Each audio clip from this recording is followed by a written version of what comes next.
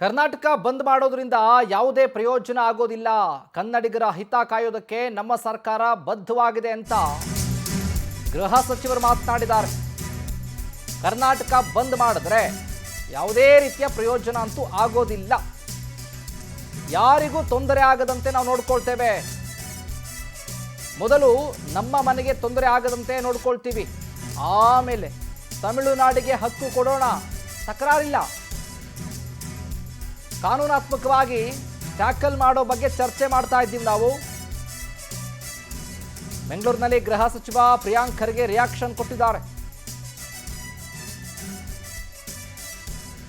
ಏನೀಗಾಗಲೇ ಕಾವೇರಿ ವಿಚಾರ ತಾರಕಕ್ಕೇರಿದೆಯಲ್ಲ, ಕರ್ನಾಟಕ ಬಂದ್ ಮಾಡಬೇಕಾ ಬೇಡವಾ ಅನ್ನುವಂಥ ಗೊಂದಲ. ಕೆಲವು ಕನ್ನಡ ಪರ ಸಂಘಟನೆಗಳು ಈಗಾಗಲೇ ಕೂಡ ಬಂದ್ಗೆ ಬೆಂಬಲ ಕೊಟ್ಟಿದ್ರೆ, ಇನ್ನೂ ಹಲವು ಕರ್ನಾಟಕ ರಕ್ಷಣಾ ವೇದಿಕೆಯ ಸಂಘಟನೆಗಳು ಬಂದ್ಗೆ ಬೆಂಬಲ ಇಲ್ಲ, ಹೋರಾಟಕ್ಕೆ ಮಾತ್ರ ಬೆಂಬಲ ಅಂತ ಹೇಳ್ತಿದ್ರಲ್ಲ. ಈ ವಿಚಾರವಾಗಿ ಗೃಹ ಸಚಿವರು ರಿಯಾಕ್ಷನ್ ಕೊಟ್ಟಿದ್ದಾರೆ. ಬಂದ್ ಮಾಡೋದ್ರಿಂದ ಏನು ಪ್ರಯೋಜನ ಆಗೋದಿಲ್ಲ, ಬಂದ್ ಮಾಡಿದ್ರೆ ಏನು ಸಿಗುತ್ತೆ, ನಾವು ಕೂಡ ಈಗಾಗಲೇ ರೈತರ ಪರವಾಗಿ ಕೆಲಸ ಮಾಡುವಂಥ ಯೋಜನೆ ಮಾಡ್ತಾ ಇದ್ದೀವಿ ಅಂತ ಮಾತನಾಡಿದ್ದಾರೆ. ನೋಡಿ, ನಾವು ಬಹಳ ವಿನಮ್ರತೆಯಿಂದ ಮನವಿ ಮಾಡ್ಕೊಂಡಿದ್ದೀವಿ. ಬಂದ್ ಮಾಡೋದ್ರಿಂದ ಯಾವುದೇ ಪ್ರಯೋಜನ ಇಲ್ಲ. ಕರ್ನಾಟಕ ಹಾಗೂ ಕನ್ನಡಿಗರ ಹಿತಾಸಕ್ತಿ ಕಾಪಾಡೋದು ನಮ್ಮ ಸರ್ಕಾರದ ಆದ್ಯ ಕರ್ತವ್ಯ ಆಗಿದೆ. ಯಾರಿಗೂ ತೊಂದರೆ ಆಗ್ಲಾರ್ದಂಗೆ ನಾವು ನೋಡ್ಕೋತೀವಿ. ಫಸ್ಟು ನಮ್ಮಲ್ಲಿ ಏನು ಕಷ್ಟಗಳಿದೆ ಅದು ನಿವಾರಣೆ ಮಾಡಿಬಿಟ್ಟು ಆಮೇಲೆ ತಮಿಳ್ನಾಡುದವ್ರಿಗೆ ಏನು ಅವ್ರ ಹಕ್ಕಿದೆ ಅವ್ರಿಗೆ ಕೊಡೋಣ ಅಂತೆ. ಅದ್ರ ಬಗ್ಗೆ ಯಾವುದೇ ತಕರಾರಿಲ್ಲ ನಮಗೆ. ಆದರೆ ಮೊದಲು ನಾವು ನಮ್ಮನ್ನೇ ನೋಡ್ಕೋಬೇಕಲ್ಲ, ನನ್ನ ಜವಾಬ್ದಾರಿ ಅದಾಗಿದೆ.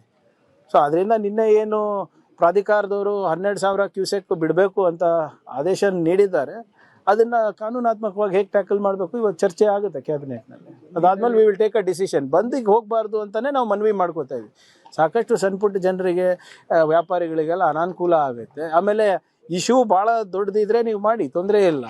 ಆದರೆ ಇದನ್ನು ನಿವಾರಣೆ ಮಾಡ್ಲಿಕ್ಕೆ ನಾವು ಪ್ರಯತ್ನ ಮಾಡ್ತಾ ಇದ್ದೀವಲ್ಲ. ಸರ್ಕಾರದ ಸ್ಪಂದನೆ ಇಲ್ಲ ಅಂದರೆ ನೀವು ಇಂಥ ಮಾರ್ಗಗಳನ್ನು ಉಪಯೋಗ ಮಾಡಿ. ಕಾನೂನಾತ್ಮಕವಾಗಿರ್ಬೋದು, ಸಂವಿಧಾನಿಕವಾಗಿ ನಿಮ್ಮ ಹಕ್ಕಿದೆ.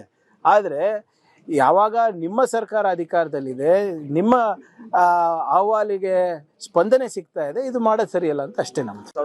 ನೋಡಿ, ನಾವು ಭಾಳ ವಿನಮ್ರತೆಯಿಂದ ಮನವಿ